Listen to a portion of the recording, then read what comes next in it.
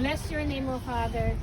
Today, O Father God, we lift up to you, Lord, our birthday boy, Caleb, O Father God. We thank you, Lord, for his life. We continue to pray, Lord, Father God, that you will lead him, Lord, as he grow, Father God, loving you, O Lord, praising you, O Father God, serving you, and knowing you, O Father God, so that when he grows up, will be the best servant, the best man that you want him to be. We thank you, Lord, for his life and for his family, O Father God, and for the friends and relatives that are celebrating his birthday today, O Father God. We thank you, Lord, for their lives, for they are helping out in bringing up Caleb, Lord, Father God, in the person that you want him to be. We praise you, Lord, and we thank you, Lord, for this food that we are about to partake, O Father God.